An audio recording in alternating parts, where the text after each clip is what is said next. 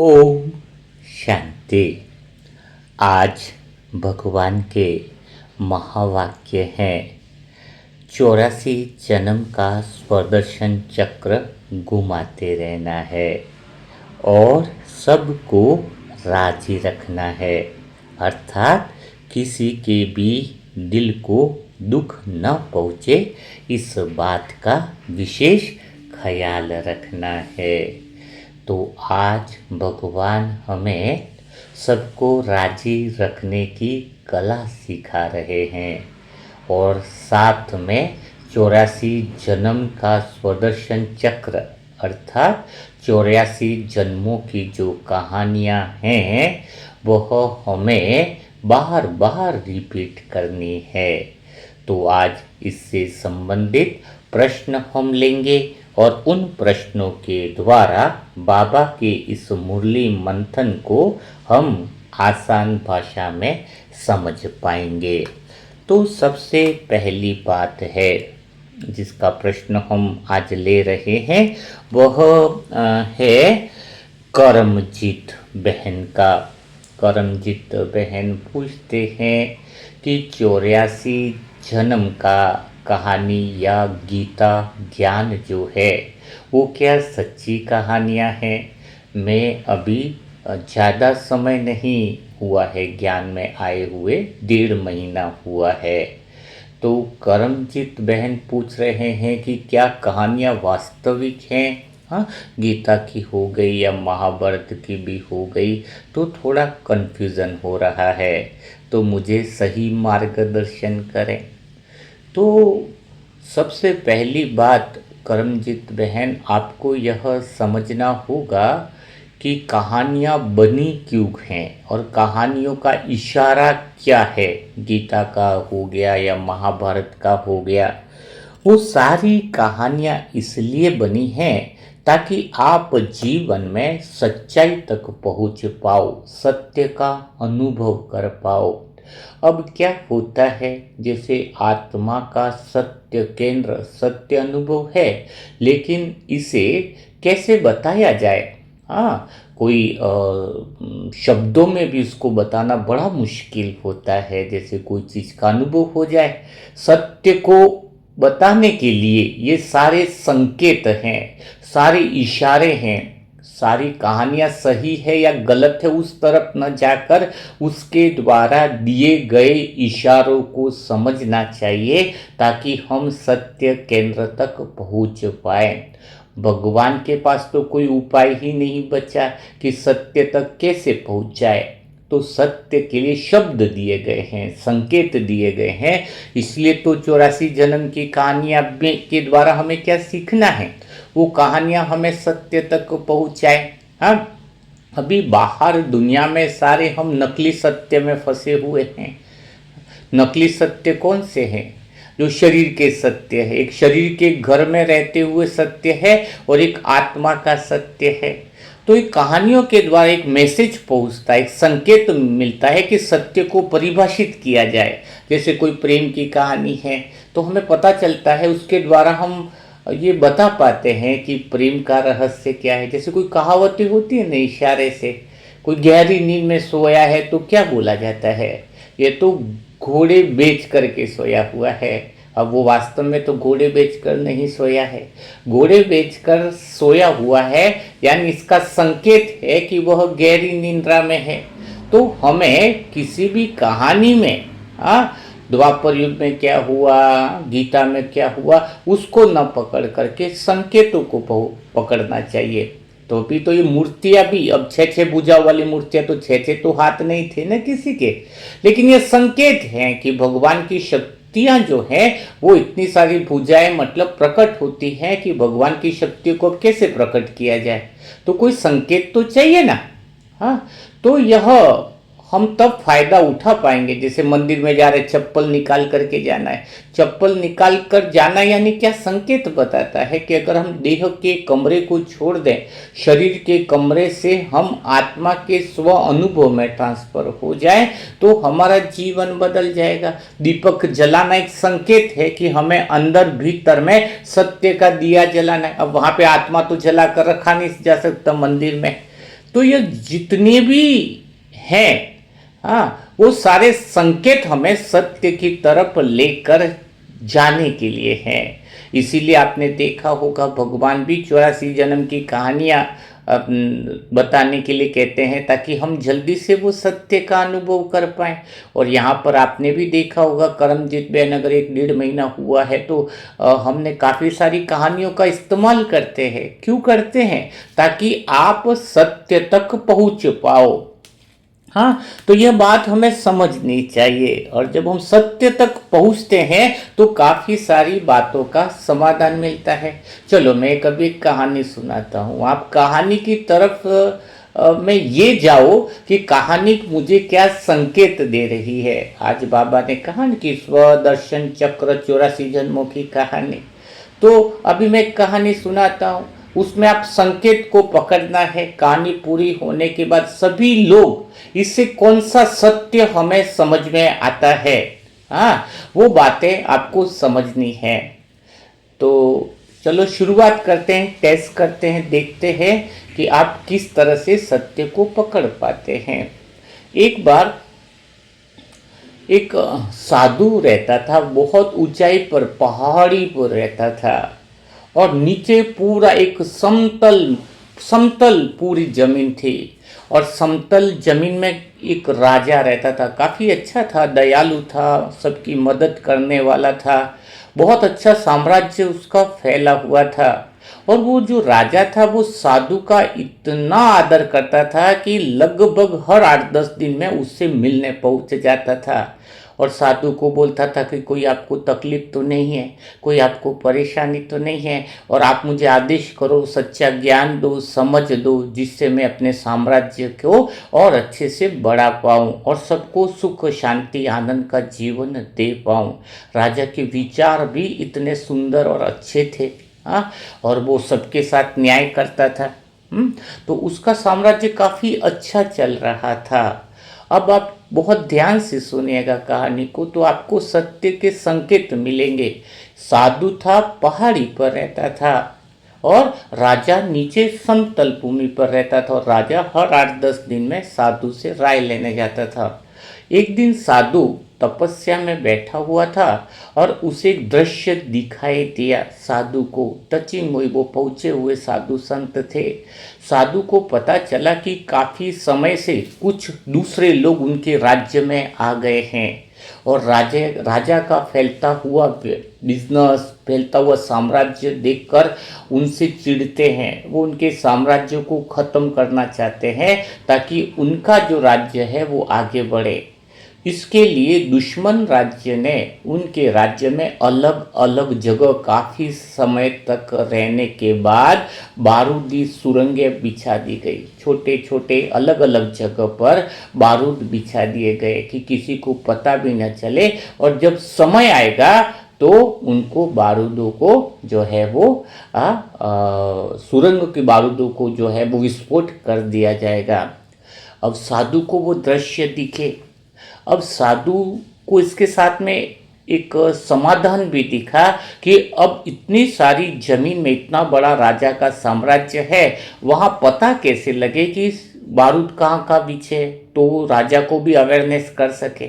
हाँ, तो फिर क्या हुआ कि साधु को एक दृश्य दिखा कि उनके ही राज्य में एक व्यक्ति ऐसा है जो बहुत ही सिक्स्थ सेंस वाला है, बहुत ही मेडिटेशन तपस्वी आत्मा, इतना जबरदस्त उसके अंदर कला है कि वह बाहर की चीज़ों में छुपी हुई चीज़ों का भी पता लगा देता है। लेकिन साधु को यह पता नहीं, वो किसी भी समस्या का, ऐसी चीज़ों का समाधान कर सकता है। अब साधु को ये पता नहीं कि वो इंसान कौन है, क्या किया जाए, कैसे राजा को परेशानी से निकाला जाए। वो हर समय साधु सोचता था। फिर साधु ने युक्ति रची। साधु ने राजा को बुलाया और राजा को कहा, राजा को एक बोतल दी, और बोतल देने के बाद राजा को बोला कि इस बोतल में छेद है, चारों तरफ बीच में छोटे छोटे छेद हैं, उसका मुंह सकरा है, बिल्कुल छोटा सकरा मुंह था, और उसके अंदर एक पंछी था, और राजा को कहा कि इस बोतल को जो है वो तुम्हें इसके पंछी को बिना मरे बाहर निकालना है। पंछी मरना नहीं चाहिए और बोतल टूटनी नहीं चाहिए, दो शर्त रखी। और साधु ने कहा कि अगर तुमने ऐसा नहीं किया तो फिर मैं तुम्हें ऐसा श्राप दूंगा कि तुम जन्म जन्मांतर के लिए उसी सजा में भुगतते रहोगे। अब राजा बड़ा दुखी भी हुआ, बोतल लेके भी चल दिया और सोचा मैं तो राजा की इतनी इज्जत करता हूँ, राजा की इतनी सारी चीज़ों का ध्यान रखता हूँ, मतलब साधु का ध्यान रखता हूँ। राजा सोचता रहा और ये साधु, ये संत जो गुरु है वो मेरे साथ ऐसा क्यों कर रहे हैं। और मैंने अगर बोतल को अंदर से पंछी को नहीं निकाला, बिना बोतल को तोड़े हुए, हाँ, और पंछी मरना भी नहीं चाहिए, तो ये जो साधु हैं, जो गुरु हैं, वो तो मुझे वास्तविक में श्राप दे ही देंगे, क्योंकि वो जैसा बोलते हैं वैसा करते हैं। वो अंदर से बड़ा दुखी भी हुआ कि भलाई का ज़माना नहीं है, ये है वो है, सारी बातें सोचता। लेकिन अब तो उसके दिमाग में एक ही बात हो गई कि कैसे भी करके मुझे उस पंछी को बोतल से बाहर निकालना है। तो उसने सब जगह अनाउंसमेंट करवा दिया कि कोई है जो ऐसा कर पाए। सभी लोग कोशिश करें लेकिन कर नहीं पा रहे थे, क्योंकि बोतल का मुंह थोड़ा सकरा था और अगर पंछी को निकालने जाए बोतल भी टूट सकती थी, पंछी भी मर सकता था। खाली तो सब लोग थक गए, परेशान हो गए, लेकिन कोई निकाल नहीं पा रहा था। तभी फिर उसने आदेश किया कि कोई भी अगर ऐसा है तो उसको उचित इनाम दिया जाएगा। तभी वहाँ पर कुछ सैनिक आए, उन्होंने बताया कि एक व्यक्ति को आपने जेल में बंद कर दिया था, उसके अंदर अद्भुत शक्तियाँ हैं, लेकिन उसकी लग रहा है कि हमने बिना किसी कारण से एक विद्रोह हुआ था जिसमें उसको भी उठा के बंद कर दिया है। उसके अंदर क्षमता है, क्योंकि हमने सुना है कि वह व्यक्ति कुछ अलग ही है, जेल में बैठ करके भी साधना ही करता रहता है। तो फिर राजा ने कहा कि उसको तुरंत बुलाया जाए। उस व्यक्ति का नाम है शामन। हाँ, ध्यान से सुनिएगा। तो उस व्यक्ति का नाम है शामन और वो वहाँ पर आता है, उसको बुलाया जाता है। लेकिन उसकी हालत क्या होती है, उसकी हालत दुबला पतला हो गया होता, जेल में इतनी सुविधाएं नहीं मिली होती है। तो उसको बोला कि क्या तुम कर पाओगे। तो शामन ने कहा मैं ज़रूर कर पाऊँगा, आराम से। लेकिन उसके पहले राजा ने उस पर देखा कि गलती से इसको एक तो डाल दिया गया है, तो पहले उसकी तेल मालिश की जाए, खाना वगैरह उसको अच्छे से खिलाया जाए, तैयार किया जाए, और फिर 1-2 दिन बाद, 3 दिन बाद हम इसको जो है वो इस समस्या का समाधान करेंगे। फिर 2-3 दिन तक बहुत अच्छे से खाना खिलाया गया, बहुत अच्छे से मालिश की गई, और उसके बाद उसको वहाँ पर बुलाया गया। और बुलाने के बाद जो है वो उसने बताया कि चलो, लेकिन एक काम करना पड़ेगा कि सारे दरबारियों सबको बोलो 5 मिनट के लिए बिल्कुल साइलेंस हो जाए, बिल्कुल मौन हो जाए। और सभी गहरे साइलेंस में बैठा दिया कि कोई शोर न करे। और वो खुद भी ध्यान साधना में इतना साइलेंस हो गए कि पिन की भी आवाज़ ना आए। और बाहर क्या किया उसने, बहुत जो बीज थे खाने के वो बाहर रख दिए, ऊपर की तरफ बीज रखे, नीचे बोतल रखी। और फिर धीरे धीरे देखा कि वो पंछी जो था अंदर, उसके वो जंगल का पक्षी था, उसके अंदर सिकुड़ने की प्रवृत्ति थी, यानी वो पंछी अपने आप को सिकुड़ कर वो बोतल के छोटे छेद में से भी निकल आ सकता है। और उसने बीज को देखा, क्योंकि बाहर शोर भी नहीं था, और जैसे ही वो अंदर से बाहर आया और वो बीज के कारण बाहर आया और वो बीजों को लिया, खाना खाया और वो उड़ गया। तो सभी लोगों को पता चला कि ये तो बहुत ज़बरदस्त बात हो गई, बहुत मज़ा आ गया कि वास्तव में इस व्यक्ति में कितनी अद्भुत क्षमता है। लेकिन उस व्यक्ति ने राजा को कहा कि मैं इस साइलेंस में बैठकर कुछ और चीज़ों को भी देख पाया हूँ। राजा को एकांत में ले गया और राजा को बताया कि आपके इस जमीन पर बहुत अलग अलग क्षेत्र पर बारूद भी बिछे हुए हैं, और उसको जल्दी से वहाँ पर उसी स्थानों को मैं बताता हूँ, वहाँ पर जा कर के बारूद को निष्क्रिय करना होगा, वरना कुछ दिन बाद अगर ये बारूद फटेंगे तो पूरा राज्य नहीं बचेगा। तो फिर तुरंत राजा ने कुछ सैनिकों के साथ, सेनापति सब ने मिलकर एक साथ जहाँ जहाँ पर उस व्यक्ति ने बताया वहाँ के सारे बारूदों को निष्क्रिय कर दिया गया। हाँ, फिर राजा को समझ में आया कि संत की बात, उसके गुरु की बात समझ में आ गई कि उन्होंने बोतल से पंछी निकालने के लिए क्यों ऐसा टास्क दिया था। तो अभी जो कहानियों की बातें करमजीत बहन ने पूछी ही है, हाँ तो हाँ तो अभी इस बात से आप सभी आत्माएं जो सुन रहे हैं उससे क्या समझ में आता है, क्या समझ में आता है। तो ये इशारे देते हैं, ये कहानी से हमें सत्य की तरफ इशारा मिलता है कि ऊंची पहाड़ी पर रहने वाला कौन है, उच्च चेतना वाला। ऊंची पहाड़ी का अर्थ क्या है, उच्च चेतना में रहने वाले लोग। हाँ, और सबसे ऊंची चेतना तो परमात्मा है, उसके बाद काफ़ी सारी निमित्त आत्माएं हैं वो भी उच्च चेतना में हैं। हाँ, और साधारण समतल भूमि पर रहने वाला लोग कौन है, साधारण चेतना में रहने वाले लोग। अब साधारण चेतना में जब रहता है इंसान और ऊपर की चेतना वाला जो है ईश्वर बोल दो, भगवान बोलो, तो वो जब नीचे वाले को समस्या से बाहर निकालना चाहता है तो वो क्या करना चाहता है, वो कैसे निकालेगा उसको। तो सबसे पहले उसको क्या भेजता है, छोटी समस्याएं भेजता है। छोटी समस्या है, वो छोटी समस्या क्यों भेजी गई है, पहला कारण समझना, क्योंकि बड़ी समस्या से उसको बचाया जा सके, आने वाले खतरों से उसको बचाया जा सके।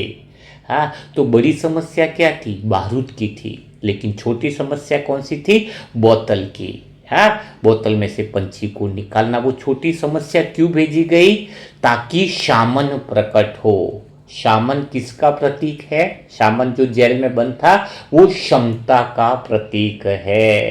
किस चीज का प्रतीक है, क्षमता का। यानी परमात्मा हमें कुछ समस्याएं देता है, ड्रामा हमें कुछ विघ्न देता है, वो समस्याएं एक्चुअल में समस्या नहीं है, वह समस्याएं हमारे अंदर कैद पड़ी हुई शामन को बाहर निकालने के लिए है। हम अपनी क्षमता को पहचाने, शामन यानी क्षमता, और शामन को क्या किया गया, बॉडी मसाज किया गया, खाना खिलाया गया, उसको सब कुछ तैयार किया गया ताकि वह समाधान कर पाए। तो वो जो शामन है, जो क्षमताएं हमारी है ना, वो जब हम उसकी मालिश करते हैं, अच्छी ज्ञान देते हैं, अच्छा चिंतन करते हैं, अच्छा मनन करते हैं, तो हमारे अंदर की वो क्षमता इस काबिल हो जाती है हम कि इस छोटी समस्या के कारण हम बड़ी समस्या पर भी विजय पाने के लिए तैयार हो जाते हैं, बड़ी बड़ी बातों पर। तो ये छोटी छोटी जो समस्या आ रही हैं उसके पीछे अदृश्य नियम काम करता है कि भगवान हमें कुछ बड़ी चीज़ों के लिए तैयार कर रहा है। कलयुग का समय ऐसा है कि आने वाले समय में बड़ी बड़ी परिस्थितियां भी आती हैं और किसी इंसान के जीवन में परेशानी शब्द ही नहीं बोलना चाहिए, उसको चुनौती बोलना चाहिए। हाँ, तो वो चुनौती जो है वो एक्चुअल में हमारे अंदर के शामन को बाहर निकालने के लिए है, क्षमता को बाहर निकालने के लिए है। इसीलिए जो आत्मा छोटी छोटी लड़ाइयाँ जीतती है उसके अंदर आत्मविश्वास बढ़ता है, क्षमताएं बढ़ती है, वो पावरफुल हो जाता है। इसलिए भगवान को दोष मत देना, जैसे वो साधु को दोष दे रहा था ना उसके गुरु को कि मैं तो उसकी सेवा करता हूँ, मुझे क्यों भेज दिया, हाँ ऐसे नहीं तो श्राप देंगे, ऐसा क्यों बोला। तो बोतल तो बहाना था लेकिन शामन को बाहर निकालना था। तो आज जब तुम समस्या को सीख के रूप में देखोगे कि मुझे ये समस्या क्या चीज़ सिखाने के लिए आई है, तो पता चलेगा कि मेरे अंदर की क्षमता को बाहर निकालने के लिए आई है, मुझे किसी बड़ी चीज़ के लिए तैयार करने के लिए आई है। तो हर चीज़ जो है वो एक सीख देती है। तो यहाँ पर आपने समझा, जैसे करमजीत बहन की कहानियाँ हैं या कोई संकेत है, वो हमें सत्य की तरफ लेकर के जाते हैं।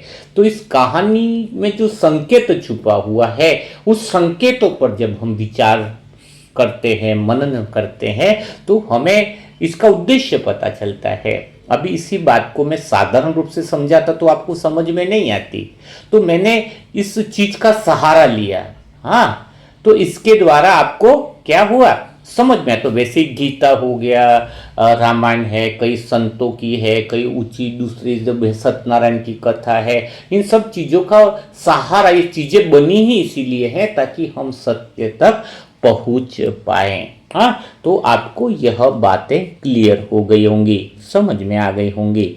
तो हम आगे की तरफ बढ़ते हैं। अभी नेक्स्ट जो प्रश्न है वह प्रवीण भाई जी का है। प्रवीण भाई जी कहते हैं कि हमारे अंदर जो अद्भुत शक्तियाँ छिपी हुई हैं, उस अद्भुत शक्तियों को कैसे पहचाने। अंदर की सत्य केंद्र की जो शक्तियाँ हैं, जो पावर है, उसको हम कैसे जाने, कैसे प्रैक्टिकल में महसूस करें। हाँ, थोड़ा प्रश्न अलग तरीके का है, लेकिन उनके कहने के भाव को मैं समझ पा रहा हूँ। हमारे अंदर इतनी बड़ी शक्तियाँ हैं, इतनी बड़ी पावर है कि हम सत्य को जब महत्व देना शुरू कर देते हैं। आज लोग पैसे को ज़्यादा महत्व देते हैं, पैसा बड़ा कि भगवान बड़ा। अरे पैसे की क्या औकात है भगवान के आगे, लेकिन हमने इस जीवन में पैसे को इतना ऊंचा बना दिया। हाँ, कंप्यूटर इतना बड़ा है, कंप्यूटर मनुष्य के आगे लगेगा ही नहीं जिस मनुष्य ने कंप्यूटर को बनाया। तो वैसे ही हमने शरीर को बड़ा मान लिया और आत्मा को छोटा मान लिया, सत्य को छोटा मान लिया। लेकिन आत्मा की शक्तियां पहचान में कैसे आएंगी? अगर हमें भीतर की शक्तियों को पहचानना है तो जितना हम कुदरत के रहस्य को समझ पाएंगे, जितना सत्य को समझ पाएंगे, जितना भगवान के इस कुदरत और ड्रामा के रहस्य हैं, उन रहस्य को उजागर कर पाएंगे, उतना ही हमें अपने भीतर की शक्तियाँ जो है वो दिखने में आएंगी। जैसे उदाहरण के लिए हमें ये पता है कि हम अगर ईश्वरीय सेवा में धन लगाते हैं, कहीं धन लगाते हैं, तो हमें कई गुना रिटर्न आता है, कई गुना हमारे पास आता है। लेकिन इस रहस्य को एक ऐसे बहुत सारे रहस्य हैं, लेकिन आपको एक रहस्य का एग्जाम्पल दे रहा हूँ, फिर आगे हम दूसरे रहस्यों की बात करेंगे। कि जैसे रहस्य हो गया कि हम देते हैं कुछ तो कई गुना हमारे पास लौट कर आता है, लेकिन इंसान के अंदर क्या है, उस रहस्य का पता नहीं है, उस रहस्य पर विश्वास नहीं है। वो पैसा देता है, वो तो दिखाई देता है कि मैंने इतनी सेवा दी, मैंने ये किया। रिटर्न जो आता है वो तो उसको दिखाई नहीं देता है, इसलिए उस पर वो बिलीव नहीं करता है, मानता नहीं है, उसको भरोसा नहीं होता है कि रिटर्न यहाँ लगा रहे तो रिटर्न आएगा, इसी जन्म में भी कई बार रिटर्न आएगा, बहुत जब भी समय पर जरूरत होगी तो रिटर्न आएगा। तो उस अंदर की जो रहस्य हैं, जो रहस्य आध्यात्मिकता का अर्थ क्या है, रहस्य को समझना, भीतर के रहस्य को समझना। अब वो इस रहस्य को समझेगा नहीं तो वो पैसे देने में भी हिचकिचाएगा, करने में भी ब्रह्मा बाबा ने तो सभी दौलत जो थी वो पूरी लगा दी। क्यों लगा दी? वो रहस्य को समझ गए थे, वो रहस्य को समझ गए थे। पहली बार में सोचते कि लगाऊं तो लगाऊं कि नहीं लगाऊं, इतना साल हो गए जमा किया, ऐसे कैसे दे दूं। उनके भी बच्चे सब भी थे, थोड़ा हिस्सा बच्चे को भी दिया, लेकिन सारा ही दे देते अगर रहस्य को नहीं समझते तो। हाँ, सारा रहस्य, चलो भाई अपने भी तो लौकिक बच्चे होंगे आपके, आप कर सकते भगवान को बच्चा मना करके कि मैं आधा प्रॉपर्टी इस बच्चे को और आधा प्रॉपर्टी इस बच्चे को, कर सकते आप, क्योंकि उन्होंने कुछ हिस्सा ही दिया था। क्यों कर पाए वो? ऐसा क्यों कर पाए? क्योंकि उनको रहस्य पता था कि मैं जितना लगा रहा हूं उसको कई गुना जन्म जन्मांतर के लिए मेरे पास आना ही है। इस जन्म में भी आएगा तो हमेशा के लिए आएगा। और सच में विश्व के महाराजन तो बन ही गए वो। पहले दिन थोड़ी पता था दुनिया को कि ये विश्व के महाराजन बनेंगे, किसी को पता था? नहीं ना। तो जितना हम अंदर के रहस्य को विश्वास करेंगे उतना सत्य के निकट आएंगे, उतना हम भगवान की शक्तियों पर और सत्यता पर टिक पाएंगे कि हम जो दे रहे हैं उस पर 99% भरोसा नहीं, 100% मुझे भरोसा है कि मैं जो लगा रहा हूं उसका कई गुना रिटर्न बैंक फेल हो सकती है, बैंक फेल हो सकती है। किसी को इंसान को उधार दिया हुआ पैसा आए या न आए वो गारंटी नहीं है, सब कुछ हो सकता है। लेकिन यहां पर यह जो रहस्य पर विश्वास कर ले, भगवान की वाणी को, भगवान के ज्ञान के रहस्य पर भरोसा कर ले, वो क्या करेगा, वो अरे कई लोगों के तो कुछ महीनों में इतना सारा जरूरत पड़ी तो इतना रिटर्न आया है। मैंने बताया ना, बंबई जैसी स्थिति करोड़पति से रोड़पति पर आ गया। उस आत्मा ने क्या नियम लिया था, भोग सेवा नहीं छोड़ी उसने, न कितनी भी परिस्थितियों के बावजूद भी। मेरी पहली बात बुकों की सेवा में उसके लगाए हुए धन के बारे में हुई थी, मैंने आपको पहले ही बताया। तो आज सारी समस्याओं से निकल गया, क्योंकि वो रहस्य है, वो रहस्य नियम जो समझ जाए। तो पहला रहस्य नियम है कि जो हम देते हैं वो कई गुना हमारे पास आता है, तो फिर वो देने में हिचकिचाएगा नहीं। जो देते हुए भी रो रहा है, इसका मतलब क्या है, उसको भगवान की कुदरत का वो रहस्य पता ही नहीं है। और कहते हैं हम सत्य के निकट पे खड़े हैं, सत्य की पहुंच पर खड़े हैं। बताओ, सत्य के निकट पर खड़े, इसका अर्थ क्या है, हमें ये विश्वास हो कुदरत के रहस्य पर, भगवान के रहस्य पर, तब हम अलौकिक शक्तियों का अनुभव कर पाएंगे, भीतर की शक्तियों का अनुभव कर पाएंगे। दूसरा भी रहस्य अगर जब हम देखते हैं कि भगवान बिल्कुल प्रेम को देखते हैं, ऐसा प्रेम जो एकदम स्वाभाविक हो, निश्चल प्रेम हो, एक साधारण ऐसा प्रेम हो जो भगवान सच्चे दिल पर साहेब राजी, कहते हैं ना सच्चे दिल पर साहेब राजी। तो हम भगवान की वो शक्तियों को अनुभव कर पाते हैं। द्वापर युग से भी देखा है ना आपने, सतोगुणी, सतोगुणी भक्ति थी, लोगों के अंदर कुछ पता ही नहीं, बहुत अच्छे से प्रेम रहता था। एक दो सहेली थी, रमा बहन, रमा और चंपा, दोनों नदी के किनारे से जा करके माखन जो है वो दूसरी जगह देने का काम करती थी। थोड़ा सा पैसा उनको मिल जाता था इसके बहाने। वो नदी के किनारे बैठी, जमुना नदी के किनारे के डेली जाते हैं, अभी थोड़ी देर बैठते हैं। अचानक इतनी भोली आत्मा है कि वो बोलने लगी, कि ये भगवान कहाँ होते होंगे, ये भगवान कहाँ मिलते होंगे। उस समय तो बहुत द्वापरिक की शुरुआत थी। और वो बोले कि भगवान कहाँ मिलते होंगे। तो एक ने बोला कि भगवान है ना, पता है साधु संत जो घूमते हैं ना लंगोट लगाकर और हाथ में कमंडल लेकर के, जो इतने तपस्वी है, भगवान उनके पास ही रहते हैं, और भगवान को अगर मिलना हो ना तो उनके पास ही मिलते हैं। चंपा को भी विश्वास हुआ, अच्छा भगवान उनके पास ही मिलते होंगे, कई बार अगर हमें कभी मौका मिले तो हम भगवान से जरूर मिलेंगे, भगवान से हम जरूर मिलेंगे। और किस्मत से ये हुआ कि उधर से ही एक संत जो है, वहां से वो संत जो है वो ऐसे वहां से निकल रहे थे। और संत जैसे ही वहां से निकल रहे थे तो उनका मन हुआ कि चलो मैं थोड़ा स्नान वगैरह कर लेता हूँ। तो फिर उन्होंने कपड़े सब इधर रख दिए, आराम से उनका झोला था वो रख दिया, और कुछ दूर वहां पर जो बना हुआ था तो वहां पर गए। तभी उन दोनों सहेलियों को लगा कि जरूर ये जो पोटलियां रखी है भगवान उसी में होंगे, क्योंकि भगवान तो संत के पास होते हैं, तो हम तो आज देख ही लेते हैं। चंपा और रमा बहन दोनों तो बस सहेलियां दोनों दौड़ी भागी के अभी तो संत भी नहीं है, वो भी नहाने गए हैं, तो हम तो देख लेते हैं पोटली में। और पोटली में जैसे ही देखा तो पोटली में तो कुछ दिखा नहीं। फिर अंदर से एक डब्बा था, उसको देखा तो डब्बे को खोला तो वो कृष्ण की पूरी मूर्ति लड्डू गोपाल की दिखी अंदर। और यही तो भगवान मिल गए। फिर भगवान अंदर देखे, अरे ये भगवान तो अंदर बंद कर रखे हैं, तो सिकुड़ गए हाथ पाँव, क्योंकि मूर्ति ऐसी थी। वो बोले भगवान को दर्शन किया, आज तो हम धन्य हो गए। और निकाले तो निकल नहीं रहे थे, थोड़ा डब्बा फंसा हुआ जैसा लगा। तो उन्होंने क्या किया, भगवान से निवेदन किया कि हम तो आपको आज बाहर निकालते हैं, तुम्हारे हाथ पांव सीधे कर देते हैं जिससे तुम आराम से बैठ पाओ। ये तो अंदर बंद करके रखे भगवान को कई दिनों से, देखो ना।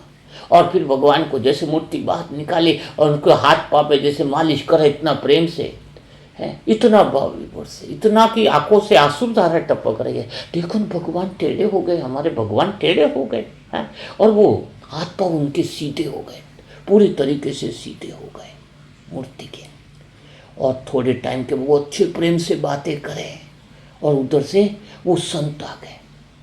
संत ने बोला ये क्या कर रहे हो? पहले तो गुस्सा किया, फिर देखा कि कुछ नहीं। संत को बोला हमें माफ़ कर देना, हमने भगवान को जो है वो, तुम्हारे पास भगवान है, संतों के पास होते हैं, इसलिए हमने पोटली खोल के भगवान के दर्शन कर लिए।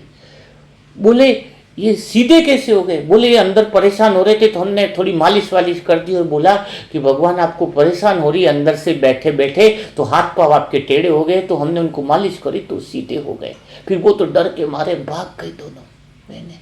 वो साधु संत की आंखों में एकदम आंसूधारा बहने लगी, और उन्होंने जैसे ही हाथ में लिया मूर्ति को, भगवान फिर टेढ़े हो गए। बोले ये कैसे हुआ? वो दिन भर टेंशन में, दिन भर परेशान में कि वो थे, तो उन्होंने एकदम से भगवान सीधे मेरा हाथ लगते फिर भगवान टेढ़े हो गए। फिर रात को उनको स्वप्न आया, भगवान ने कहा कि जो टेढ़े होते हैं उनके साथ मैं टेढ़ा ही रहता हूँ, और जो सरल स्वभाव के होते हैं, जिनका दिल एकदम निर्मल होता है, भावनाएं शुद्ध होती है, मैं उनके लिए बिल्कुल हाजिर हो जाता हूँ। मना अपनी बुद्धि नहीं लगाते हैं भगवान। और यहाँ पे जो इंसान बुद्धि लगाते, कहा ना एक बात क्लियर बताई गई है कि बुद्धि लगाओ तो संसार में, दिल भगवान में लगाओ। और यहाँ पर लोग उल्टा करते हैं, दिल संसार में लगाते हैं, भगवान के लिए बुद्धि लगाते हैं, हर कार्य में सोचकर, हर सेवा में सोचकर, हर बात में रुक रुक कर। बहुत बड़ा आश्चर्य होता है, क्या संकेत देती है हमें। आज बाबा ने कहा ना 84 जन्म की कहानी, ये सारी चीजें क्या संकेत दे रही है हमें कि भगवान टेढ़ों के लिए टेढ़े ही होते हैं, जो अपनी बुद्धि लगाते हैं, जो हमारे चतुर सुजान लगाते हैं, जो अपने आप को ज्यादा होशियार समझते हैं, उनके लिए भगवान है ही नहीं, टेढ़ा है। भगवान तो है उनके लिए, है भगवान तो है, लेकिन कैसा है? उनके लिए भगवान टेढ़ा है, इतना सीधी तरीके से कुछ देने वाला नहीं है, नहीं देने वाला है। भगवान तो सीधे लोगों का है, सच्चे दिल वाला है, भोलेपन के लोगों का है, जो मूर्ति में भी भगवान को देख ले। मूर्ति भी तो सत्य का संकेत है, विश्वास तो करे, सत्य का संकेत है। कितना प्रेम है, कितना हृदय में प्रेम है, उसी आधार पे तो भगवान से प्रेम हमारा जुड़ता है, कनेक्शन जुड़ता है, सत्य के केंद्र से हम जुड़ जाते हैं। एक पीरागढ़ी की बहन थी, उसको हमने बताया था, बहुत साल पहले की घटना है। रेखा बहन नांगलोई के पास पीरागढ़ी, उसको बताया कि तुम भगवान को भोग लगाओ, सारी भोग लगाने से भोगनाएं खत्म हो जाएंगी। वो 1 महीने तक भोग लगाया। वो बोले भाई जी आप तो झूठ बोलते हो, भोग लगाने से तो कुछ हुआ ही नहीं। हाँ, कुछ हुआ ही नहीं, भोग लगाने से तो भोगनाएं खत्म हुई नहीं हमारी। मैंने कहा दिल से लगाओ, थोड़ा और समय लगे और लगाओ दिल से। हाँ, तो उसने मेरे कहने पर और भोग लगाना शुरू किया। फिर एक दिन क्या हुआ, वो क्या करती थी एक्चुअल में, भोग तो लगाती थी लेकिन दिल से नहीं लगाती थी। अब हमने तो दिल से कह दिया और भगवान से हमने निवेदन किया कि परमात्मा उसकी भोगनाओं को समाप्त करो, कुछ भी विधि हो, कुछ भी समस्या हो, उसके जीवन में सुख शांति और आनंद का फूल खिले। हम तो निरंतर शुद्ध भावना कर रहे थे, और उधर वो भोग लगाती थी थाली में, तो कोई भी इतना ध्यान से, दिल से नहीं, दिल से नहीं, उसके मन में एक ही विचार चलते थे। उसका अनुभव ज्ञानामृत में भी दिया गया है, एक ही विचार चलता था उसका कि क्या भगवान तो भोग खाते नहीं, क्या मतलब है भगवान को भोग लगा करके। मतलब ठीक है थाली लगा दी, बस एक लगा दिया, कपड़ा भी ढक देते थे और कर देते थे। एक दिन क्या हुआ, वो जैसे ही भोग लगा रही थी, अचानक ऐसे बैठी थी, बाबा ने उसको खींच लिया ऊपर, और बाबा ने कहा कि तेरा भोग कैसे स्वीकार करूं, दाल में तो तेने नमक ही नहीं डाला है। और उसको एकदम से लगा ये कौन बोल गया, कहाँ से आवाज आई, और बोले दाल में तो मैंने नमक डाला है, ऐसे के तुरंत गई किचन में और दाल को टेस्ट किया तो पता चला उसमें नमक ही नहीं। आंखों से इतनी अश्रुधारा बहने लगी कि मैं इतने दिन तक भगवान को भोग लगाया, लेकिन भगवान को तो हर चीज का स्वाद पता है। भगवान वासना लेते हैं खाने की, खाना खाते नहीं, लेकिन खाने के अंदर कितना प्रेम से बनाया हुआ भावना है, कितना स्वाद है, किस में क्या चीज करी है, किस भावना से बनाया है, वो सारी बात की फीलिंग भगवान ले लेते। वो इतनी दुखी हुई, इतनी रोई, पूछो मत। मेरे पास फ़ोन आया कि भाई जी बहुत मुझे क्षमा कर दो। मैं कहा मुझसे क्षमा मत मांगो, भगवान से क्षमा मांगो। और उस दिन से लगा कि उसने निरंतर भोग शुरू किया और जीवन बदल गया। 3 देवर थे, वो सब ज्ञान में चलने लगे, पूरा घर बदल गया और उसने भोजन को ही आधार बना लिया। लेकिन भोजन को आधार बनाना, भोग लगाना, इसके पहले बात होती है कि अंतर्मन का विश्वास कितना है हमारा। हमारा विश्वास काम करता है, विश्वास बीज कितना है। भोग लगाने से कुछ फायदा नहीं है, विश्वास कितना है, विश्वास बीज कितना है, वो सारी हर चीज में विश्वास, अंतर्मन का विश्वास आपका जितना टीका है, उतना ही तो जीवन में परिवर्तन आता है, उतना ही तो परिवर्तन आता है। तो हमें ये समझना होगा। तो यह विश्वास नियम, यह रहस्य जो अंदर के समझ लेता है, यह रहस्य समझे कि भगवान है, भगवान मेरी बातों को सुनता है, भगवान मेरी बात को मदद करता है, हर समय मेरी मदद के लिए तैयार है, भगवान का वरदानी हाथ मेरे सर पर हमेशा है, हर कदम पर वो मेरे साथ चलता है। मैं उसकी कुछ बात मानती हूँ, कुछ वो मेरी बात मानता है, मैं कुछ उसकी सुनती हूँ, वो कुछ मेरी सुनता है। जब ये समझ में आ जाता है तो फिर वो रहस्य, हाँ, अंदर के जो छुपे हुए जो रहस्य हैं भगवान के, मैं भगवान के कार्य में सहयोगी बनता हूँ, भगवान मेरे कार्य में सहयोगी बनता है। ये विश्वास है, ये रहस्य है अंदर के। ये रहस्य जिस वक्त हमें समझ में आते हैं, जीवन हमारा बदलने लगता है, सुंदर जीवन हमारा बनने लगता है। तो यह बातें हमें समझनी चाहिए। तो आप समझ गए होंगे। तो हम अदृश्य शक्तियां जहां तक बात करी थी कि आत्मा की शक्ति का अनुभव कैसे हो, तो जितना जितना हम इस रहस्य को समझते जाएंगे कि हम देते हैं तो रिटर्न आता, हम शुभ भावना करते हैं तो ऊर्जा वापस आती, सारी चीजें हैं, अदृश्य नियम हैं। जो उसको समझेगा उसको काम करेगा। इवन हमारी चाबी भी गुम गई हो घर के अंदर, अगर हमारी चाबी भी गुम गई है, चलो बाइक की चाबी नहीं मिल रही है, आप प्रैक्टिकल करके देखो, ये विश्वास पर काम करेगा रहस्य। आत्मा में चेतना होती है ऊंचे लेवल की, लेकिन वस्तुओं में भी चेतना है, ऊर्जा के बिना तो वस्तुएं भी नहीं चल रही है। लेकिन उसमें ऊर्जा निम्न चेतना की है, छोटी चेतना है, उसमें है चेतना जरूर है, उसमें ऊर्जा है, लेकिन वो छोटी चेतना है और हमारी चेतना की ऊर्जा ऊंची है। फर्क इतना है, अगर चाबी भी गुम गई और हम यह संकल्प करें, करके देखना आप कि अंदर से संकल्प करना, क्या संकल्प करना, एक संकल्प करना कि यह जो चाबी है वो अपने मेरी चेतना क्षेत्र में आ गई है। क्या करना, मेरी तरंग के क्षेत्र में आ गई है, मेरे ब्रह्मांड के क्षेत्र में आ गई है, मेरी शक्ति के क्षेत्र में आ गई है। और वो चाबी मानो खींचती हुई आपको अनुभव करा देगी कि यहां पर आप वो है, बताओ।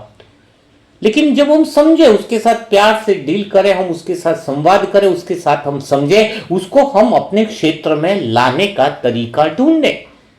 इतना है ताकत अंदर की शक्तियों की, अंदर की। सच में बताऊं, ऐसा दिल करता है कि 1 घंटा जो है ना उसमें पूरा नहीं पड़ता है समझाना। आपको लगता है 4-4 घंटे होने चाहिए, 3-3 घंटे के इंश्योर वहां पे वीडियो डालेंगे। आप लोग सहमत हो तो जरूर डालिएगा उसके ऊपर, क्योंकि कोई टॉपिक है ना बहुत बड़े ही होते हैं जो हमें पूरी तरीके से कवर करने होते हैं। ये तो बात करते करते टाइम निकल जाता है, 1-2 बातें समझाते पूरी हो जाती है। हाँ, तो जब हम आत्मा की चेतना का, वो क्षेत्र का जब हम अनुभव करते हैं तो उन चीजों को हम खींच पाते हैं, उन चीजों को समझ पाते हैं, है ना। तो यहाँ पर ये शक्तियां काम करती है। अभी हम आगे का प्रश्न जो है वो ले रहे हैं हम। आगे का प्रश्न है हाँ, नाम ही मधुर भाई है मधुर भाई नाम भी बड़ा प्यारा रखा हुआ है। मधुर भाई कहते हैं कि आप जो सत्य का केंद्र जो कहते हैं, तो सत्य के केंद्र पर हमें कैसे होना चाहिए, सत्य के केंद्र पर रहकर हमारे विचार कैसे होने चाहिए, तो उसके बारे में भी हमें समझाए, उसके बारे में भी हमारे विचार जो हैं वो हमें पता लगे, ताकि हम अपने जीवन में जो है उसका उपयोग कर सके। तो मधुर भाई के प्रश्न बहुत अच्छा है।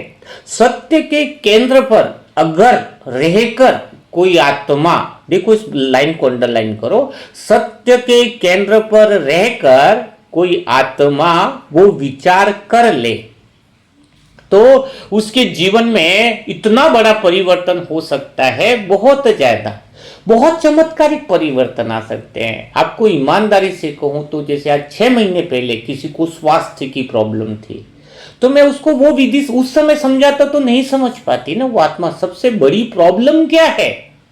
आज आज वो समय आ चुका है, ईमानदारी से को तो वो समय आ गया है कि आप अपने जीवन में इस साल में या इस महीनों में बहुत बड़ा परिवर्तन लाने वाले हो, क्योंकि सत्य का केंद्र समझ गए, मन को थोड़ा सा ट्रेनिंग समझ गए। अब आपको यह पता चलेगा कि सत्य केंद्र पर रहकर जैसे रिश्ते खराब है तो कौन से ऐसे विचार निकलने चाहिए। आप सोर्स हो, आप निर्माण हो, प्रकृति के मालिक हो। अगर आपके रिश्ते खराब है उस समय आपके सोर्स कैसे निकलने चाहिए। अगर आपकी तबीयत खराब है तब आपके पास 50 से 100 विचार कौन से होने चाहिए।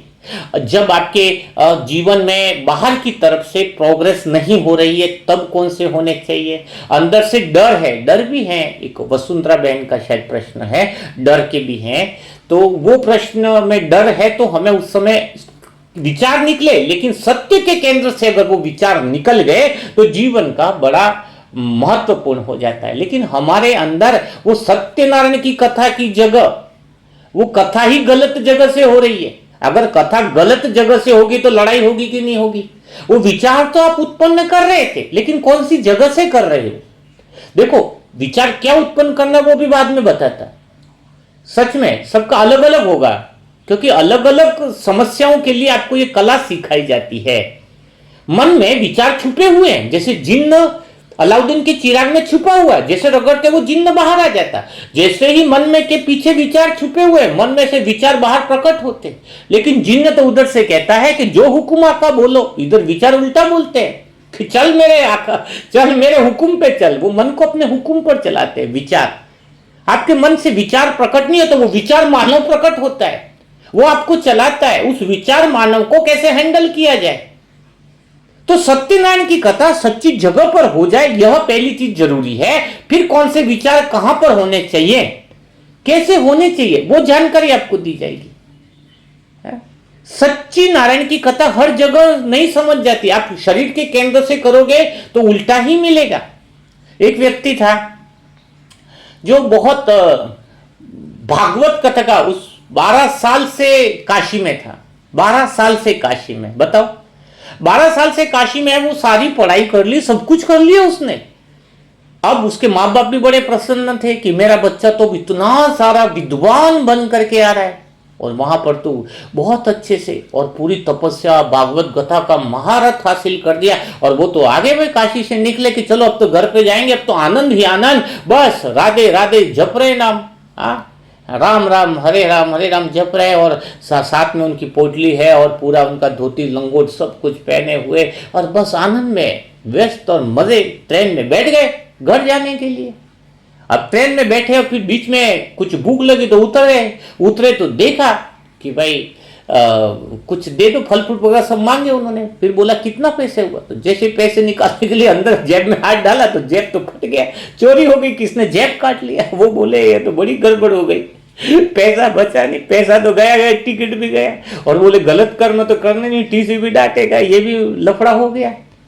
तो सामने वाले बोले कुछ फल ले लो, कोई बात नहीं महाराज, अब हो गया तो हो गया। बोले यार कैसे ले लो। अब वो परेशान हो गए। वो सोचे मेरे पास तो भागवत का गीता का ज्ञान है, इतना बड़ा मैं ज्ञानी हूं, तो कुछ तो पैसा मैं ले ही लूंगा, कमाई लूंगा। तो कथा करके मैं लूंगा ना, ऐसे कैसे लूंगा।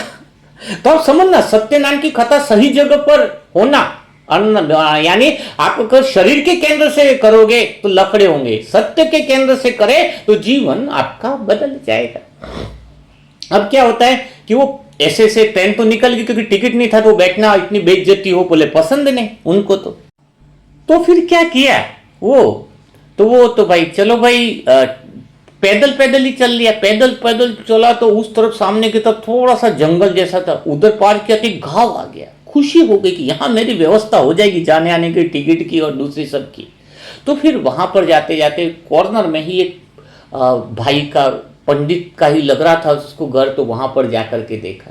उसने बताया कि भाई उसको बोला हरे रामा, बोले ठीक है, बोला राधे राधे, बोला उसने, उसने भी राधे राधे बोला। तो उसने बताया कि मैं काशी से आया हूँ। तो बोले काशी से आए कि कहीं और से आए, मुझे क्या करना, क्योंकि वो काशी से आए क्यों बोल रहा था कि थोड़ा प्रभाव पड़े, भाई मैं काशी से आया हूँ तो उसका इज्जत बढ़े। लेकिन तो बोले तुम काशी से आए कि कलकत्ता से आए, मुझे क्या करना।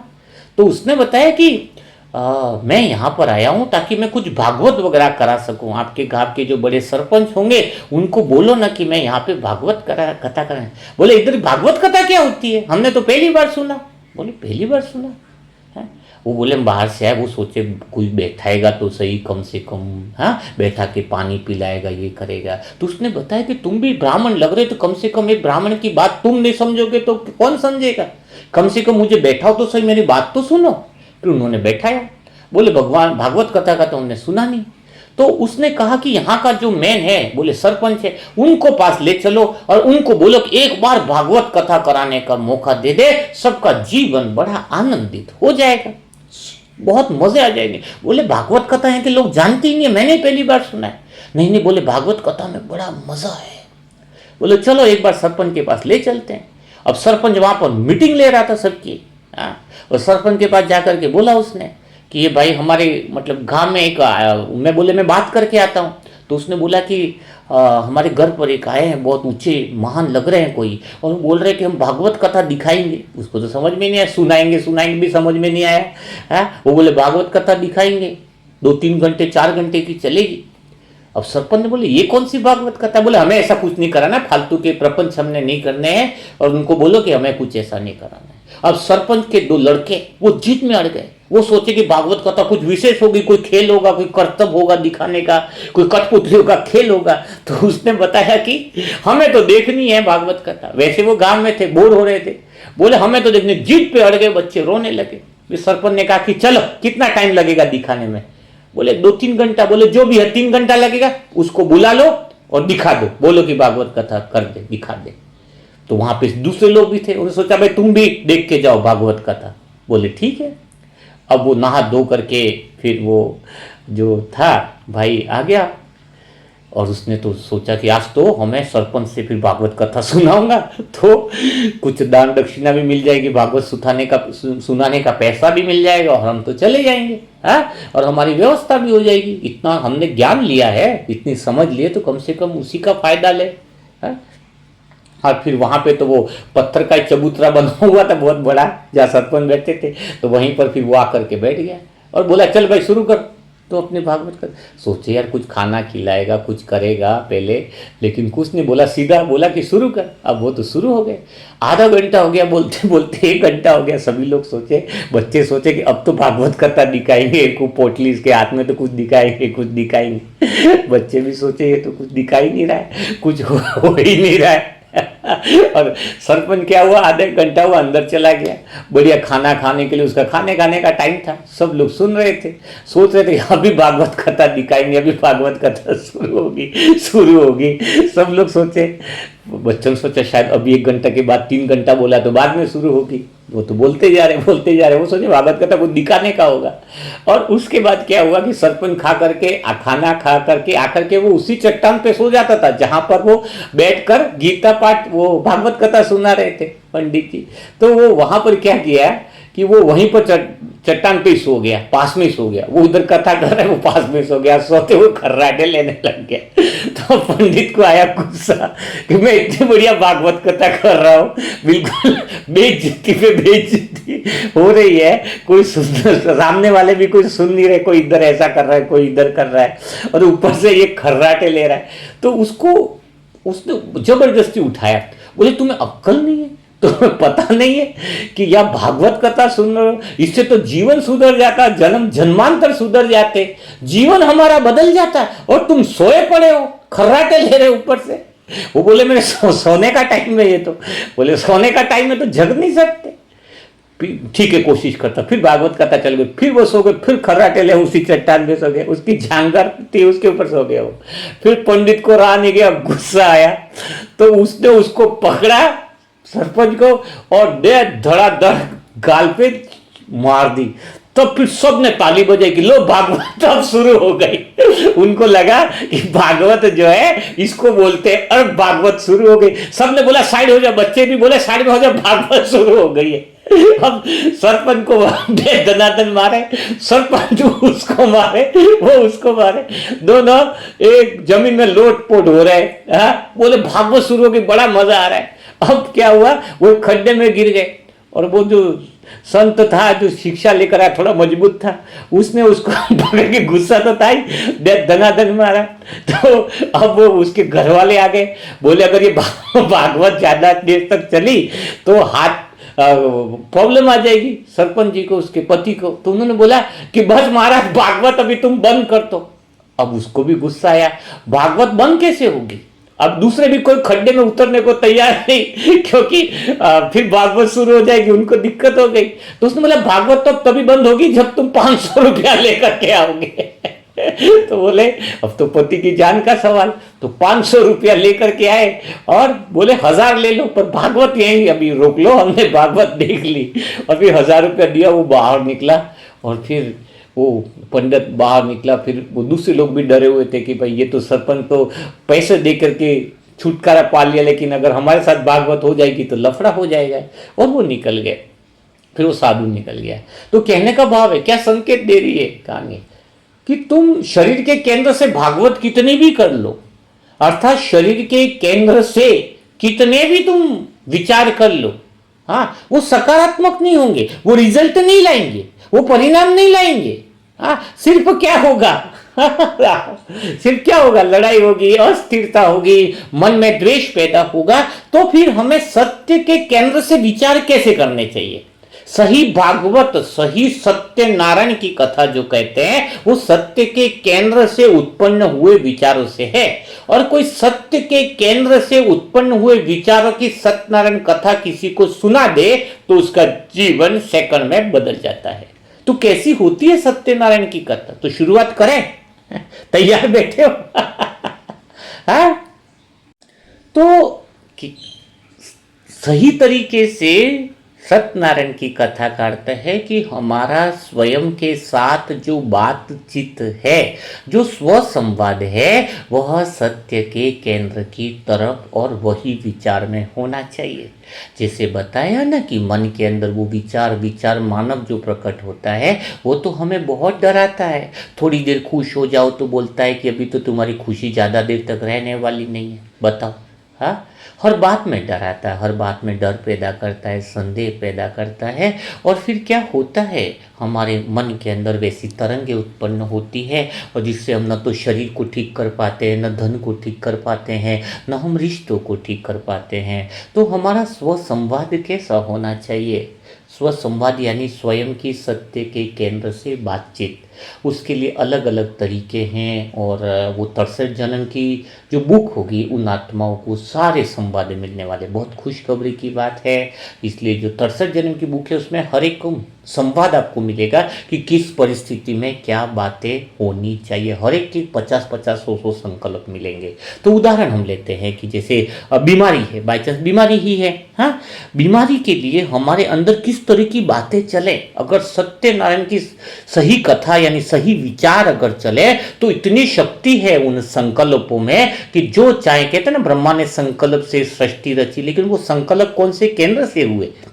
वो विचार सत्य के केंद्र से हुए। नकारात्मक शब्द तो बाधा डालते हैं, हम नकारात्मक शब्दों के साक्षी हों और सकारात्मक शब्दों के सृजन करता है, यानी हम निर्माण करते हैं। सकारात्मक शब्दों को हम निर्माण कर सकते हैं सत्य के केंद्र से, है।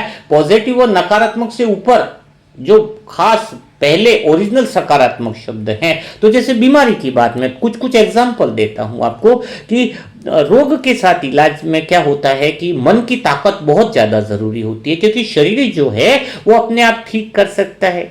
हाँ, तो स्वयं से जब सही तरीके से बातचीत होगी तो जीवन बदल जाएगा। कोई नियम पक्का कर ले, बीमारी हो रही है तो अपने साथ में वो कैसी बातें कर सकता है कि मैं जैसे ठीक हो रहा हूं, मैं परिपूर्ण हो रहा हूं, मेरी जो भी तकलीफ है वह ठीक होने लगी है। हाँ, देखो ये बातें बता रहा हूं, कुछ संकल्प देखो, मैंने तो हर समस्या के लिए 200-200 संकल्प तैयार किए, और वो 100% काम कर रहे हैं। मैं यहाँ विश्वास के साथ कह रहा हूं कि अगर 2 महीना 4 महीना धन की समस्या के लिए अलग संकल्प, उसके लिए अलग संकल्प, सबके लिए तैयार है, वो 63 जन्म की बुक में मिलेंगे। तो मैं थोड़ा सा बीमारी के लिए बात बता रहा हूं आपको और फिर अलग अलग चीजों के लिए बात बताऊंगा तो समझ में आएगा। तो क्या बात करनी है 2 महीना लगातार इस तरीके से बात की जाए पूर्णतः विश्वास सत्य के केंद्र से कि मैं ठीक हो रहा हूँ, हाँ, मैं परिपूर्ण हो रही हूँ, मेरी जो भी तकलीफ है वह ठीक होने लगी। देखो वर्तमान का समय है, इसलिए वर्तमान आत्मा जो है, समय, देखो समय को वर्तमान क्यों नहीं माना गया है? जो चीज बदलती रहे उसको हम सत्य नहीं मानते। सत्य क्या है? देखो सत्य के केंद्र से विचार पैदा करना। समय सत्य नहीं, वो निरंतर बदलता जा रहा है ना, चेंज हो रहा है। इसलिए परम धाम में क्या बोला गया है? स्पेस, टाइम और स्पेस से परे समय नहीं है। समय होगा तो सत्य हो जाएगा ना वहां पे। तो इस बात को और गहराई में हम लेते जाएंगे। तो फिर से हम रिपीट करते हैं, बीमारी के लिए हमें यह होना चाहिए कि मैं परिपूर्ण हो रही हूं, मैं आत्मा ठीक हो रही हूं, मेरी जो भी तकलीफ है वह ठीक होने लगी है, मेरे जीवन में दिव्य योजना अनुसार सब अच्छा और सही घट रहा है, सब कुछ सही घट रहा है। हर क्षण और हर दिन मेरा शरीर हर तरीके से ठीक होता जा रहा है। हाँ, कौन सा? कि हर क्षण हर दिन मेरा शरीर जो है वो ठीक होता जा रहा है। मैं ईश्वर की दौलत हूं, कोई बीमारी मुझे छू नहीं सकती है। क्या? मैं ईश्वर की दौलत हूं, कोई बीमारी मुझे छू नहीं सकती। I am God's property, no disease can touch me. हाँ, अंदर से, हाँ, अंदर से वो संवाद निकलेंगे।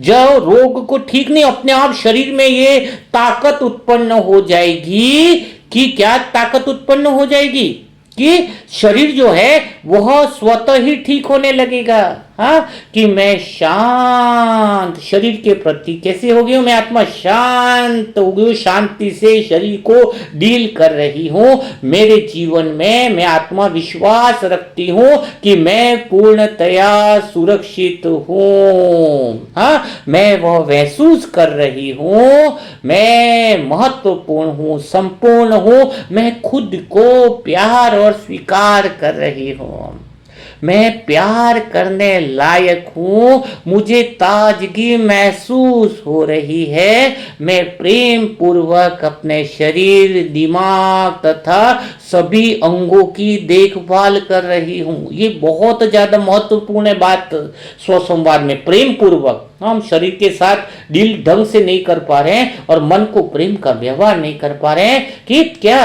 कि मुझे ताजगी महसूस हो रही है। स्वसंवाद शरीर को बहुत ज्यादा पावरफुल एनर्जेटिक बनाता है।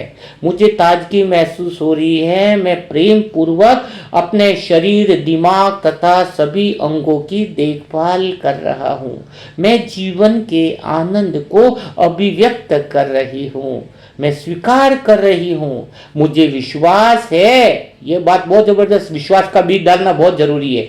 मुझे विश्वास है कि मेरे जीवन में हमेशा सही काम ही होते हैं, शरीर सही तरीके से ही चलता है, मैं चैतन्य हूं, मजे से जीवन के हर अनुभव के साथ वर्तमान में बह रहा हूं, मैं खुशी है, मैं खुश हूं लेकिन अपने अतीत को मुक्त करता हूं। मैं आत्मा वर्तमान में जीती हूं, मेरा जीवन अब आनंद से भरपूर है, प्रसन्नता से भरे हुए विचार मेरे भीतर सहजता से उमड़ रहे हैं। कितना मजा आता है। यह सत्य के केंद्र से उत्पन्न हुए विचार होते हैं ना, कि प्रसन्नता से भरे हुए विचार जो है मेरे भीतर क्या कर रहे हैं?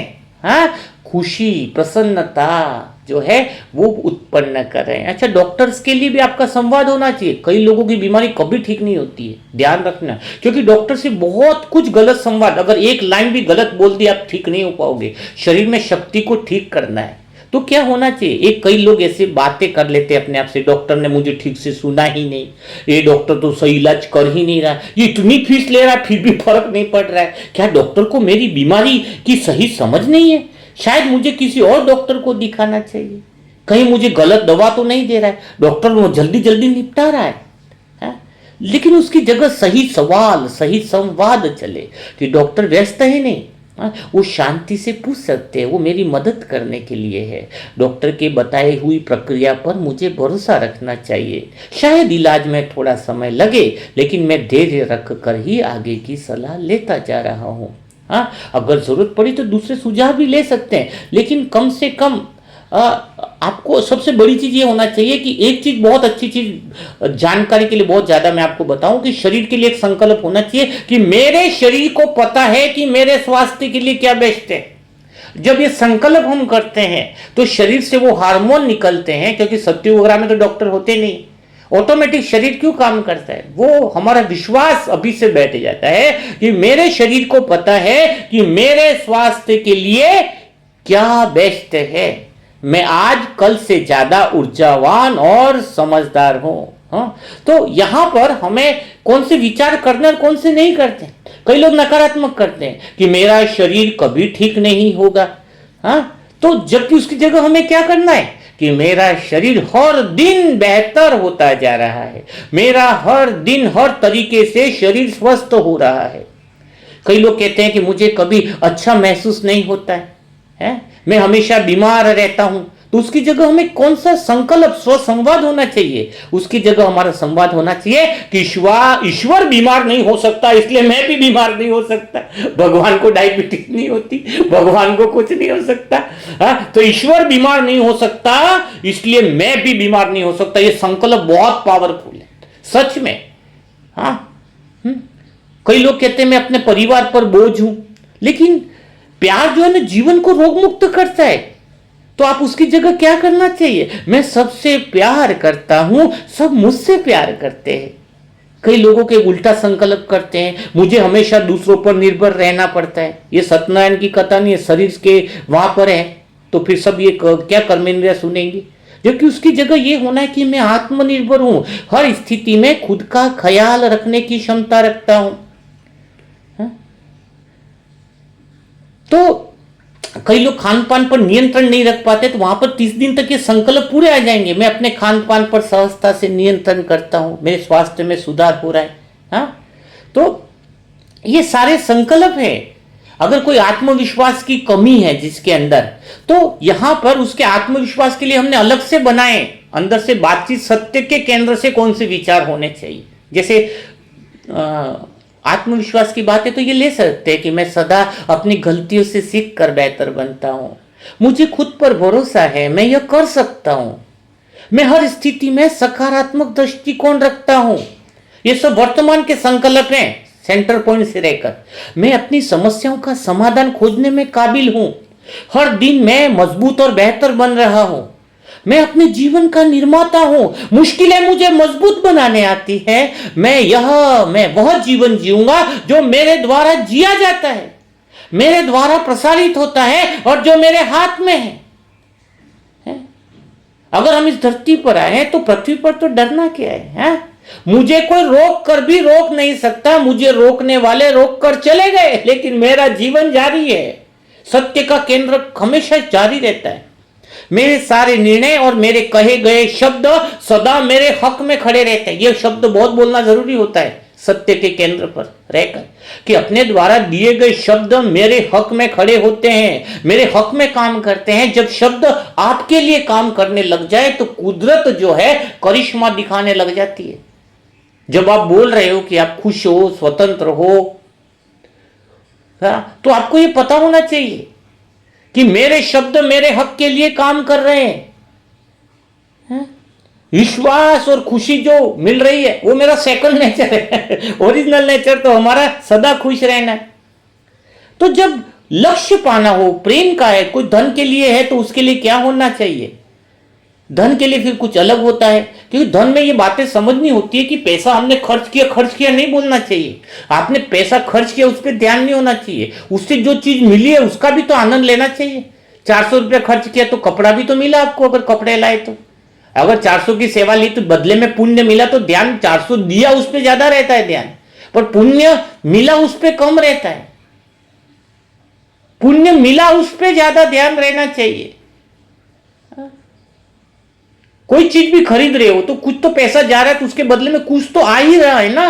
20,000 का मोबाइल ले लिया तो मोबाइल तो आया है ना। हाँ, व्यर्थ तो खर्चे नहीं करने, ध्यान रहे, ये अटेंशन रखना अच्छी बात है, लेकिन जो दिया भाई 20,000 दिया है उसके ऊपर जो मोबाइल आया तो मोबाइल के ऊपर तो ध्यान रहे कि यार इतना सुंदर पैसा मिला ही क्यों है, सुविधाओं के लिए मिला है।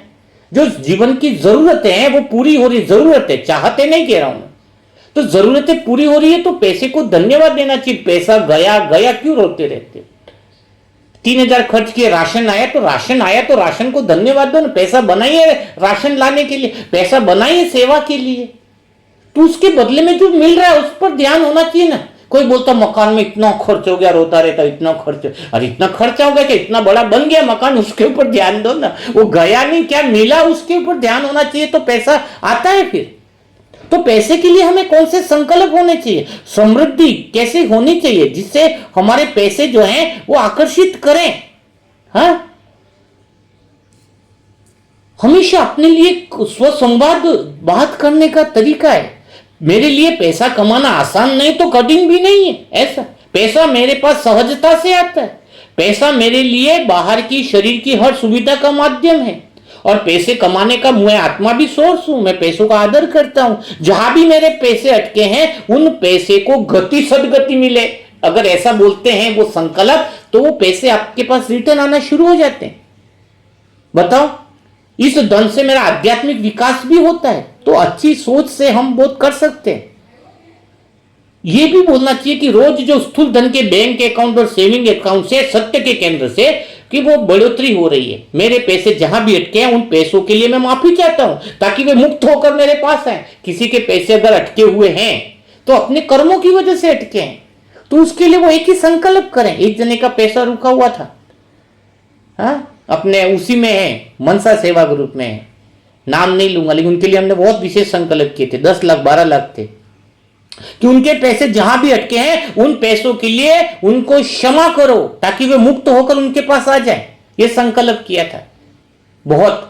तो वो उनके पास अटके हुए थे, पैसे आ गए कि जहां भी पैसे उनके अटके हैं उन पैसों के लिए माफी चाहता हूं। हाँ, पैसों का बहाव ही हमें खुशी देता है। तो ये स्वसंबंध, रिश्तों के लिए हमें कैसी बातें करनी चाहिए, किस तरीके से हमें ट्रेनिंग देनी है, मन को प्रशिक्षण देना है, उसके लिए अगर सोच संकल्प कोई रख ले कि मैं स्वयं को और अपने रिश्तों को प्रेम पूर्वक स्वीकार करता हूं, मेरे सभी रिश्ते विश्वास, समझ और सम्मान पर टिके हैं, मैं अपने संबंधों में खुले मन से बात करता हूं, मैं नकारात्मक भावनाओं को छोड़कर क्षमा और सहानुभूति से काम लेता हूं, मैं हर रिश्ते को उसकी गति और प्रकृति के अनुसार बढ़ने की आज़ादी देता हूं, मैं पुरानी बातों को जाने देता हूं और वर्तमान को अपनाता हूं, मैं दूसरों से अपेक्षा करने के बजाय स्वयं को सुधारने पर ध्यान देता हूँ।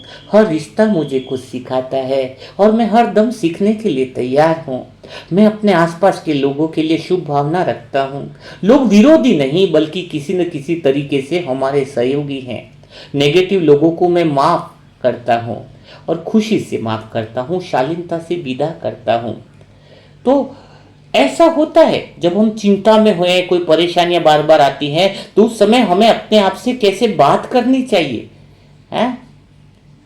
तो कैसे बात करनी चाहिए, तो इसके लिए सभी स्थितियों में अलग अलग बातें हैं, अलग अलग सत्यनारायण की कथा है, लेकिन गलत जगह से गलत कथा करने से माहौल बिगड़ता है। ये जितना भी हमारे आसपास की स्थितियां बिगड़ी हुई है वो हमारे स्वसंवाद के कारण हुई है। हम शरीर के केंद्र से बात कर रहे हैं, गलत डिमांड कर रहे हैं, समझ नहीं पा रहे हैं हमें कौन से विचार करने चाहिए, कौन से विचार नहीं कर। एक तरफ बोलेंगे स्वास्थ्य बहुत चाहिए, मैं स्वस्थ हो रहा स्वस्थ, दूसरी तरफ करेंगे डॉक्टर पे तो भरोसा ही नहीं है, ये डॉक्टर तो पैसे की लूट पुआट है, दूसरा ही कुछ देता रहता है।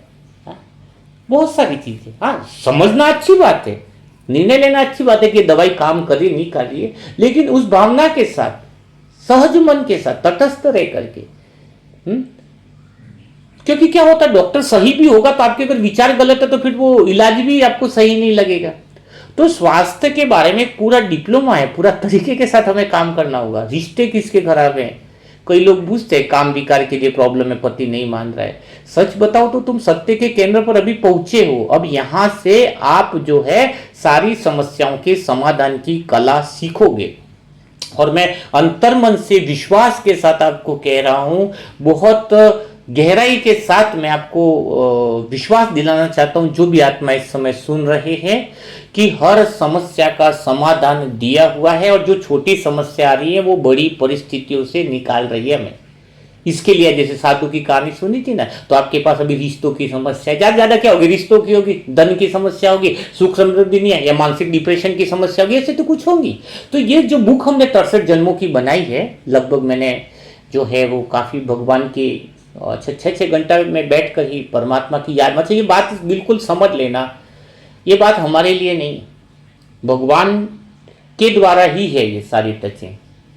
एक भगवान क्या करता है पता है आपको, भगवान परम धाम से नीचे आया, कुछ लोगों को संसार में फेंक ही दिया, रस्सी भगवान ने पकड़ रखी, कुछ लोगों को फेंक दिया इस संसार में, बाकी तो थे ही संसार में, कुछ लोगों को फेंक लिया, उसकी एक एक रस्सी पकड़ रखी संसार भगवान ने अपने पास। और उन लोगों को क्यों भेजा कि तुम संसार में फंसे हुए लोगों की चेतना का स्तर बढ़ाओ। क्या बोला भगवान ने, रस्सी पकड़ रखी भगवान ने सबका सीधा। अब जैसे 50 लोग उतार दिए संसार में, हाँ, या फिर नदी है, समुद्र ही समझ लो, भगवान ने उनको बचाने के लिए उतार दिए 50 लोग, तो वो क्या कर रहे हैं, नाव में बैठा रहे, समुद्र में कई सारे लोग डूब रहे, नाव में बैठा रहे, ये कर रहे। लेकिन वो लोग क्या कर रहे हैं जिनको भगवान ने भेजा, कुछ लोग ऐसे जो वापस आने का नाम ही नहीं ले रहे, और वो उनकी कहानी में उलझ के बैठ गए। भाई नाव में तो बैठा लिया उनको, बोले तुम कैसे गिरे, कौन कौन आए थे, या पिकनिक मनाने आए थे क्या, देखो मैं समय पर नहीं आता तो तुम बचते कैसे। तो कुछ लोग ऐसे है जो मैपन में आ जाते हैं, वो भूल जाते कि भगवान ने हमें भेजा है उनकी मदद करने के लिए, और कराने वाला भगवान है। तो भगवान क्या करता है, जो मदद करके मैपन नहीं लाता उसकी रस्सी और बड़ी कर देता, और जाओ और आगे मदद करो। और जिसके अंदर मैपन आ जाता है वो रस्सी खींच लेता है, भगवान वापिस आ जा भाई, तू भी फंस रहा है, उलझ रहा है, तुझे भेजा था बचाने के लिए और तू खुद फंस रहा है। तो भगवान देखना सेवा उसी से करवाता है जब हम सोचें कि भगवान ने हमें, वो रस्सी भगवान ने पकड़ रखी है हमें, और हमें भेजा है संसार में मदद करने के लिए। तो हमें ये पता है कि भगवान करा रहा है। जब आपने देखा होगा कई लोगों के जीवन में सेवाएं छूट जाती है, उनसे सेवाएं, मिली हुई सेवाएं छूट जाती है, वो भगवान की कुदरत का नियम है। या तो वो लापरवाह हो जाएंगे, लोगों की जिस उद्देश्य से आए कि लोगों को बचाने, वो बचाने का छोड़ करके खुद ही किसी और चीज में लग गए, या फिर मैंपन आ गया कि मैं ही तो सेवा करता हूं, मैं नहीं करूंगा तो होगा क्या। अरे वो रस्सी भगवान की जिसने तुझे भेजा है वो भेजता ही नहीं तो हम करते क्या, वो माध्यम बना रहा है। किस्मत समझो कि भगवान ने हमारा चुनाव किया है। तो जितना जितना मैंपन खत्म होता है हमारे अंदर, वो सेवाएं बढ़ती जाती हैं। तो हमें ये याद रखना है। तो अभी 63 जन्म की जो बुकें लेंगे उनको ये सारे स्व संवाद मिलेंगे कि कब किस समय बात करनी। अच्छा, कई लोगों के दिमाग में ये प्रश्न आ जाएगा कि हमने 63 जन्म की 63 बुकों की सेवा कैसे करें, हमारे पास तो धन नहीं है। देखो उसका भी जवाब, हमें भी ये बुक मिलनी चाहिए। 63 जन्म के 63 हिसाब किताब खत्म होने के लिए ये डिग्री जो है ना, ऐसे देखा जाए कहा है ना लाखों करोड़ों की है, तो वो चीज आपको मिलने वाली है। बहुत अगले महीने से हम शायद जब भी बुकें लॉन्च करेंगे तो हर एक के घर पे फ्री पहुंचाई जाएगी जो 63 जन्म की बुकों की सेवा में। क्योंकि क्या होता है, क्यों, अच्छा चलो किसके पास 63 जन्म की बुक की सेवा का पैसा नहीं है, 63 जन्म की सेवा नहीं कर पाए, तो उस आत्मा को भी 63 जन्म की बुक मिलेगी जो किसी सेंटर पर फ्री में देने के निमित्त बनी है। लो बोलो, इसलिए आप कल कभी ये भी नहीं कर पाओगे कि हमें नहीं दिया गया। कोई एक सेंटर ऐसा हो जहां पर सेंटर की दीदी हो, निमित्त आत्मा हो, और उस पे वो सेवा के करवाने के निमित्त बनी हो। 40 बुकें हम फ्री में बेचते हैं, 15 बुकें जो हैं वो 14 बुकें मुरली मंथन की बेचते हैं।